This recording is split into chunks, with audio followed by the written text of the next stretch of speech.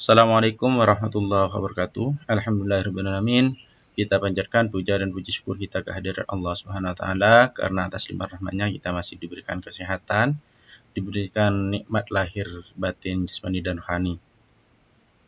Tidak lupa pula sholawat serta salam kita haturkan kepada junjungan kita Nabi besar Muhammad SAW dan para sahabatnya. Pada pertemuan hari ini kita akan membahas tentang konsep dasar pembelajaran matematika di SD ya. Pada pertemuan ini kita akan bahas subpokok atau pertemuan awal yaitu konsep dasar pembelajaran matematika di SD atau di MI. Namun sebelum itu kita harus tahu dulu ciri-ciri atau karakteristik siswa SD atau MI itu seperti apa ya. Jadi biar pembelajaran kita nanti ketika kita terapkan di sekolah biar kita tidak bingung atau selaras atau sejalan dengan kemampuan peserta didik sehingga pembelajaran itu menjadi pembelajaran yang bermakna ya. Artinya bermakna yaitu pembelajaran yang mudah diingat, mudah difahami, mudah dipelajari namun sulit untuk dilupakan. Nah, kita pahami dulu peserta didik atau ciri-ciri peserta didik untuk siswa MI atau SD ini berbeda dengan mahasiswa, berbeda dengan guru, dosen, dan sebagainya. Karena dilihat dari usianya juga antara 6 sampai dengan 12 atau sampai dengan 13 ya. Yang pertama, siswa SD atau MI di sini suka bergerak. Yang kedua, suka bermain. Nah, dengan adanya suka bergerak, suka bermain, suka berimajinasi, suka berkarya, melakukan suatu secara langsung, bekerja dalam kelompok, maka dengan mengetahui ciri-ciri ini, kita dapat menyesuaikan strategi atau cara yang kita gunakan di dalam pembelajaran itu sesuai atau selaras sejalan dengan kemauan atau kemampuan peserta didik ya. Sehingga minat dan motivasi belajarnya di situ akan timbul sehingga nanti di dalam pembelajaran kita tidak akan mengalami kendala ya. Salah satunya di sini suka bermain ya. Bermain itu baik, juga ada bermain yang tidak baik. Namun di sini bagaimana cara kreativitas seorang guru mengarahkan di dalam pembelajaran di situ strategi yang kita gunakan misalkan salah satunya strategi bermain. Tapi di situ dapat menerima atau memasukkan suatu materi atau pembelajaran sehingga peserta didik itu menjadi lebih mudah dalam menerima pembelajarannya. Ya, suka berkarya, kita arahkan ya. Suka melakukan secara langsung kontekstual, kita arahkan bagaimana cara kita menerapkan suatu pembelajaran, strategi yang kita gunakan menyesuaikan dengan keadaan atau kemampuan atau kemauan peserta didik, namun di situ materi dapat kita terapkan sehingga siswa juga dapat menerima pembelajaran. Salah satunya di sini juga suka bekerja kelompok misalkan ya. Kita arahkan bagaimana kita susun di dalam pembelajaran di situ kita buat per kelompok atau bekerja sama satu bangku misalkan ya. Dikasih tugas, dikasih salah satu pecahan masalah dan sebagainya. Maka anak didik kita nanti akan berkolaborasi, nantinya akan berdiskusi dengan temannya sehingga peserta di situ dapat memahami materi. Karena kita ketahui peserta didik tidak hanya menerima pembelajaran pengetahuan ataupun ilmu itu dari guru saja atau dari dosen saja. Tapi di situ salah satu faktornya yaitu dari teman sejawat. Karena biasanya anak lebih akrab dengan teman-teman sejawatnya. Makanya di sini senang bekerja dalam kelompok atau kita arahkan anak bekerja sama dengan anggota kelompoknya atau dengan teman sebangku atau kita buat anak menjadi berkelompok, satu kelompok ada 4 orang, ada 5 orang dan sebagainya. Selanjutnya, apa yang dimaksud dengan matematika ya? Kalau kita ketahui bahwa matematika di situ kan kalau secara umum bicara tentang angka ya. Angka atau bilangan ya. Tapi di sini tidak hanya itu yang dimaksud dengan matematika. Ya, salah satunya di sini ada ukuran ya. Ada bangun. Ukuran di sini biasanya ada ukuran baku, ada ukuran tidak baku ya. Kalau ukuran baku biasanya kita menggunakan ukuran meteran, sentimeter, kilogram dan sebagainya. Kalau yang tidak baku misalkan kita mengukur panjang kursi menggunakan jengkal, ada berapa jengkal. Itu ya, itu ukuran tidak baku. Karena setiap anak pasti jengkalnya ada yang lebih pendek, ada yang lebih panjang dan sebagainya. Makanya di situ disebut dengan ukuran tidak baku ya. Ada bangun, termasuk di dalam matematika di sini ya. Bangun datar, bangun ruang, dan sebagainya. Ada peluang, ada data, ada bilangan. Jelas di sini sudah masuk ya, ada pola, ada problem solving ya, atau suatu permasalahan, penyelesaian permasalahan ya. Misalkan di dalam kehidupan sehari-hari anak disuruh beli makanan ya. Dikasih uang 5.000 dan beli makanan misalkan seharga 3.000, maka kembaliannya berapa? Nah, itu termasuk di dalam matematika ya. Pemecahan masalah di sini maksudnya ya. Nah, jadi matematika di sini cakupannya sangat luas, bukan hanya angka saja, kan? Tapi salah satunya di sini yang sudah saya sampaikan, ukuran, bangun, bilangan, data, peluang ya, pola, dan penyelesaian permasalahan ya.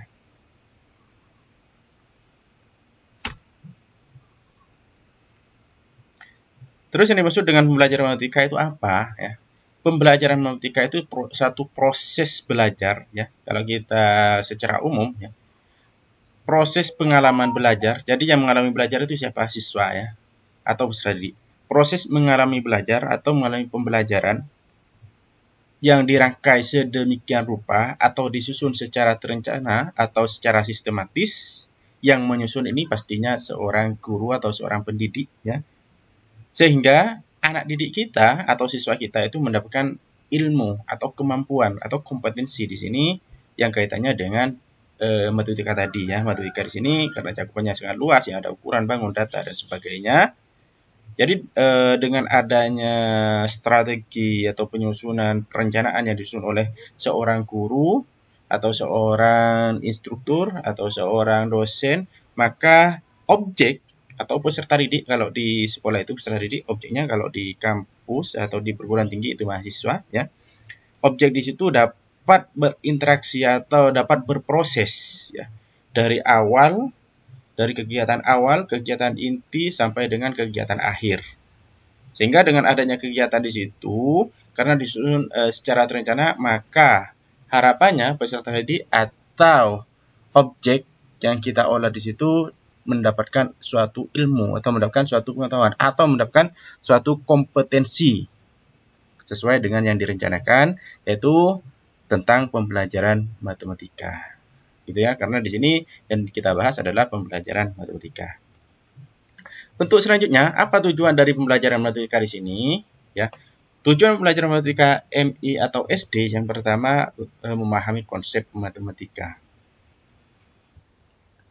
Ya, apa arti dari konsepnya? Konsep di situ termasuk pengetahuan dasar atau pemahaman ya. Jadi tujuannya yang pertama itu memahami konsep matematika, memahami apa yang dimaksud dengan matematika atau yang kaitannya dengan matematika. Kalau seperti ini, menghitung panjangnya ini, tingginya ini, beratnya ini termasuk dalam matematika. Seperti tadi yang sudah saya jelaskan, misalkan ada anak yang disuruh beli-beli, misalkan beli camilan dan sebagainya, dikasih uang 5.000, beli barangnya harga 2.000, maka kembaliannya berapa ya. Konsep matematika. Yang kedua itu melatih penalaran, melatih bagaimana cara anak berpikir ya. Bagaimana seperti tadi ya, problem solving di situ ya. Memecahkan masalah juga. Jadi anak biasanya tidak bisa menjadi bisa. Awalnya anak tidak bisa menjumlahkan dua angka, maka dengan adanya matematika di sini harapannya anak bisa melakukan atau memahami atau mengerti tentang penjumlahan, tentang perkalian, pembagian, dan sebagainya. Contohnya juga tentang peluang. Jadi yang awalnya anak masih bingung ya, dengan adanya soal cerita, maka dengan adanya matematika di sini harapannya anak dilatih atau anak menjadi lebih paham tentang pembelajaran matematika ya. Mengkomunikasikan gagasan dengan simbol, tabel, diagram. Tentunya biasanya di dalam matematika tidak hanya yang kita ketahui saja langsung ditulis 2, 3, 4, 5. Akan tapi biasanya di dalam matematika di sini kaitannya dengan statistik ya.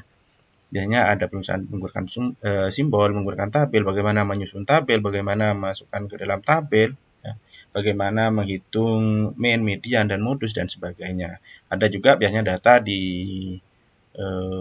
disajikan dalam bentuk diagram ya. Ada diagram batang, lingkaran, dan sebagainya. Terus yang terakhir di sini dari tujuan pembelajaran, salah satunya yang terakhir ya. Mungkin dari referensi yang lainnya mungkin masih banyak ya, cuma yang saya tampilkan di sini kurang lebih ada 5, yaitu sikap menghargai kegunaan matematika, atau di dalam kegiatan pembelajaran di situ biasanya di dalam kegiatan diskusi dan sebagainya, maka biasanya ada perselisihan mungkin jawaban dan sebagainya.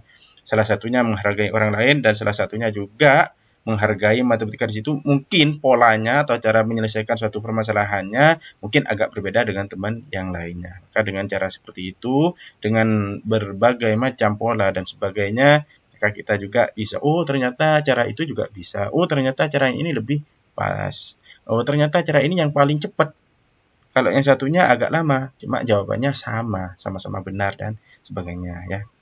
Tuh. Nah, untuk yang selanjutnya yaitu teori-teori belajar matematika ya.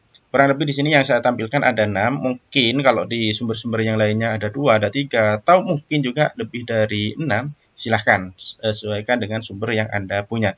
Yang pertama dari teori Vygotsky ya.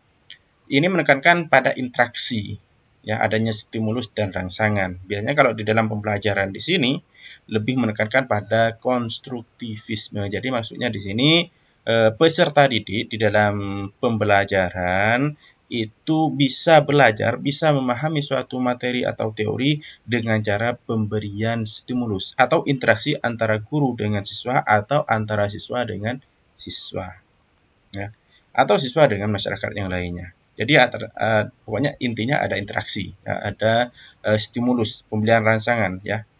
Setelah pemberian stimulus atau rangsangan di sini, baru nanti ada actionnya, ada ada efeknya. Jadi yang awalnya tidak bisa dengan cara diarahkan oleh guru, maka peserta didik di situ diarahkan untuk bisa menyelesaikan suatu permasalahan dengan cara seperti ini, diarahkan atau dibimbing oleh guru, maka nanti siswa di situ dengan cara itu siswa akan lebih mudah memahami suatu materi. Jadi tidak hanya istilahnya siswa menerima saja, akan tetapi di situ juga adanya interaksi, atau adanya yang namanya interaksi pasti adanya stimulus dan adanya reaksi, ya. Adanya rangsangan, diberikan rangsangan, baru nanti anak akan bertindak atau anak akan bertingkah laku. Anak akan mencoba untuk menyelesaikan suatu permasalahan dengan cara bimbingan guru atau dibimbing oleh instruktur dan sebagainya. Yang kedua, teori dari Piaget. Ya, tulisannya Piaget ya, tapi bacaannya umumnya di sini dibaca Piaget ya. Anak bisa belajar di situ menyesuaikan dengan cara berpikir anak, perkembangan anak, atau di sini biasanya dibagi sesuai dengan usia ya, 0 sampai sekian, sekian sampai sekian dan sebagainya. Jadi di dalam pembelajaran matematika di sini bisa diterapkan pada anak kelas rendah, bisa diterapkan pada anak kelas tinggi. Namun di situ jelas dalam pembagian materi atau penyampaian materi menyesuaikan dengan karakteristik anak. Salah satunya di situ dengan usia. Kalau di kelas 1 jangan samakan dengan kelas 5. Kelas 2 jangan samakan kelas 6. Jadi kalau misalkan kelas 1 itu mungkin masih menahan angka 1 sampai 10. Tapi kalau misalkan kelas 4 mungkin sudah perkalian 1 sampai dengan 100 ya. Tapi kalau misalkan kelas 4 ditaruh kelas 1, kelas 1 ditaruh kelas 6 materinya, maka nanti akan amburadul, tidak sesuai dengan teorinya Piaget. Jadi teori Piaget di sini memfasilitasi kita bagaimana cara mengajarkan matematika di situ menyesuaikan dengan taraf berpikirnya anak, taraf pemahaman anak ya, usia anak. Jadi kalau di dalam pembelajaran di sini dimulai atau diawali dari yang konkret dulu baru ke yang abstrak. Yang paling dekat dulu baru ke yang paling luas. Nah, selanjutnya dari teori Branner ada 3 semboyan ya kalau tidak salah ya. Ada 3 sebutan atau mungkin yang menjadi ciri khas dari teori Branner. Tahap enaktif, ikonik, dan simbolik. Enaktif, jadi anak belajar di sini, belajar matematika dan sebagainya semuanya ya. Anak belajar di situ dari benda nyata. Jadi misalkan ada 5 diambilkan bola 5. Jadi coba dihitung 1, 2, 3, 4, 5. Anak bisa memahami 5 ternyata dari benda nyatanya ya. Setelah itu tahap ikonik ya. Ikonik di sini anak sudah mampu, sudah ada perkembangan. Anak sudah mampu memahami suatu materi dengan cara dimanipulasi secara menggunakan ikon. Salah satunya di situ, misalkan tadi kalau menggunakan benda nyatanya bola dihitung ada 5, tapi di sini anak bisa memahami 5 di situ, jumlah 5 dengan cara manipulasi mungkin dengan gambar ya, gambar bola. Jadi hitung gambar bola ada berapa, misalkan ada 5, misalkan ada 7, atau gambar buah-buahan ya. Jadi kita manipulasi dengan menggunakan gambar, diagram, tabel atau dan sebagainya ya. Salah satunya di situ misalkan tadi dengan menggunakan gambar buah, gambar bola dan sebagainya, itu ikon ya. Kalau yang tahap simbolik ini berbeda lagi. Jadi sudah pada tahap perkembangan anak sudah mulai matang atau sudah mulai mampu memahami matematika dengan menggunakan simbol atau menggunakan angka atau menggunakan nomor ya. Misalkan 5, 1, 2, 3, 4 dan sebagainya sampai dengan 100 itu sudah bisa ya. Sudah pada tahapan perkembangan anak sudah sangat baik atau sudah sangat mampu, makanya di sini simbolik. Tapi kalau yang ikonik ini bisa manipulasi menggunakan gambar ya. Salah satunya misalkan hewan, di sini ada berapa gambar hewan gajah, ada berapa dihitung. Ada 3 gajah ditambah 3 gajah sama dengan berapa gitu ya. Jadi itu yang ikonik. Tapi kalau inaktif di sini biasanya tadi sudah saya sampaikan menggunakan benda nyatanya atau benda konkretnya ya. Menggunakan bola, buah dan sebagainya. Ada juga di sini teori Gagne ya. Gagne tulisannya ya. Teori Gagne di sini dalam pembelajaran salah satunya di sini matematika dengan memodifikasi atau mengarahkan atau membuat anak bertindak atau berubah tingkah lakunya secara permanen. Salah satunya seperti apa? Misalkan di dalam pembelajaran matematika, setiap awal pembelajaran atau akhir pembelajaran anak menghafalkan perkalian, menghafalkan penjumlahan 1 kali 1 sama dengan berapa, 1 kali 2 sama dengan. Jadi dengan adanya kebiasaan di situ, ya, membiasakan tingkah laku anak atau hafalan dan sebagainya, maka anak bisa menjadi lebih bisa atau lebih mampu. Salah satunya juga mungkin menyusun menyusun angka setiap masuk kelas, anak disuruh menyusun angka 1 sampai dengan 10. Misalkan kelas 1 ya, mungkin masih ada yang kurang paham tentang bilangan, tentang angka. Jadi di mejanya dikasih kayak puzzle ya, dari angka 1 sampai dengan 10. Jadi setiap masuk kelas, awal masuk kelas, anak langsung menyusun angka 1 sampai dengan 10. Diurutkan dari yang terkecil sampai yang terbesar. Setelah itu kalau mau pulangnya diurutkan dari yang terbesar sampai dengan yang terkecil. Itu ya. Terus di sini ada teori Ausubel ya. Kalau teori Ausubel di sini menekankan pada kebermanfaatan pembelajaran. Maksudnya anak bisa belajar, anak bisa memahami atau ingat tentang materi yang kita ajarkan dengan menggunakan strategi-strategi yang secara baik, secara sistematis, runtut ya. Dari misalkan kalau di kelas 1 ya matematika, maka kelas 1 awal pertemuan mengenal angka 1 sampai 10. Terus pada tahap berikutnya menulis angka. Jadi setelah mengenal, membaca, menulis angka. Setelah itu baru menjumlahkan. Jadi urutan secara sistematis, secara didesain secara berurutan. Sehingga anak di situ bisa memahami materi dari yang paling dasar sampai yang paling konkret, dari yang paling konkret sampai dengan yang abstrak atau yang paling sederhana sampai dengan yang paling luas. Makanya di sini tergantung dari bagaimana cara guru mendesain atau merencanakan pembelajaran di situ sehingga pembelajaran itu menjadi bermakna. Bermakna maksudnya anak mudah dalam belajarnya, mudah mengingatnya, dan akhirnya anak juga akan kesulitan untuk melupakan ya. Mudah dalam belajar, mudah memahami, mudah mengikuti, sulit untuk melupakan. Itu yang dimaksud dengan bermakna. Terus ada teori Polya ya. Teori Polya di sini bisa diterapkan dalam pembelajaran matematika Karena di sini mungkin lebih identik dengan pemecahan masalah, problem solving ya. Yang pertama menemukan, setelah itu membuktikan. Jadi misalkan di dalam pembelajaran penjumlahan atau pengurangan dan sebagainya, maka anak bagaimana cara menyelesaikan suatu permasalahan atau suatu penjumlahan di situ?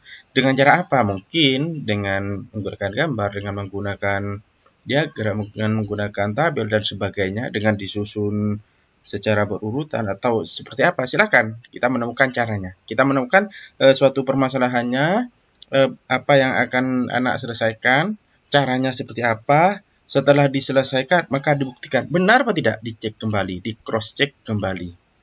Mungkin caranya kurang pas atau penulisannya kurang pas ya. Kita menemukan suatu permasalahan, inti dari permasalahan ini, kalau misalkan belajar tentang suatu permasalahan ya, pemecahan masalah biasanya berupa uraian, setelah itu kita temukan, loh ini pertanyaannya tentang ini, diketahui ini. Baru setelah itu ditanyakan tentang ini, baru penyelesaiannya seperti ini. Nah, baru kalau sudah seperti itu, kita lihat lagi, cek lagi, benar apa tidak langkah-langkah ini. Ya, gitu ya. Kuliah. Kalau kita secara umum, kalau yang Vygotsky tadi yang sudah disampaikan ya, Vygotsky di sini ada stimulus, ada rangsangan ya, ada stimulus dan rangsangan mengkonstruksi ya, lebih identik dengan pembelajaran mengkonstruksi, teorinya konstruktivisme atau membangun pengetahuan dengan cara berinteraksi dengan orang lain. Jadi anak bisa belajar, bisa mengetahui, bisa memahami teori atau materi di situ dengan cara berinteraksi, baik berinteraksi dengan guru, baik berinteraksi dengan teman atau orang lain. Ya. Yang intinya orang itu lebih paham atau lebih tahu. Gitu ya. Kalau yang PC tadi yang sudah saya sampaikan, berpikir anak dari konkret ke abstrak, karena di sini sesuai dengan usia. Nah, jadi kalau usianya 0 sampai 2, anak baru mengalami dunia melalui gerak, indera, dan seterusnya. Kalau umur 11 atau 12 ke atas sudah operasional formal, sudah mulai paham, sudah mulai mengetahui. Mungkin kalau dikaitkan dengan teori Branner, ini sudah tahap simbolik ya. Terus teori Branner tadi sudah disampaikan ya, tahap yang aktif anak belajar pada objek nyatanya, konkretnya. Misalkan 5, jadi dikumpulkan buah ada 5. Menghitung 1, 2, 3, 4, 5. Tapi kalau ikonik di sini cukup menggunakan gambar saja, tidak usah bawa benda nyatanya. Tapi kalau simbolik langsung tulis angka 5 gitu. Atau simbol-simbol ya gitu ya. Kalau Ganye di sini karena modifikasi tingkah laku dengan cara apa? Pemberian stimulus respon, rangkaian, asosiasi, diskriminasi. Jadi biasanya anak harus wajib seperti ini. Jadi karena kebiasaan, kita memodifikasi kebiasaan anak. Jadi masuk kelas, awal masuk anak menyusun 1 sampai dengan 10, diurutkan. Setelah itu kalau mau pulang dari angka yang 10 sampai dengan angka 1 dan sebagainya. Adanya aturan dan sebagainya. Anak harus hafal setiap masuk kelas, setiap mau istirahat harus hafal 1 perkalian 1 sampai dengan 10 dan sebagainya, mungkin seperti itu ya. Kalau usubel tadi kebermaknaan. Jadi maksudnya kebermaknaan di sini pembelajaran itu bisa bermakna ketika guru atau instruktur atau dosen di situ sudah menyusun secara terstruktur, rencana dari awal sudah tersusun. Nanti kegiatan pembelajaran, awal pembelajaran ini seperti ini, kegiatan intinya harus seperti ini, kegiatan akhirnya ada evaluasi dan evaluasinya harus seperti ini. Itu sudah tersusun. Jadi nanti harapannya bisa di dalam pembelajaran itu menjadi pembelajaran yang bermakna gitu ya.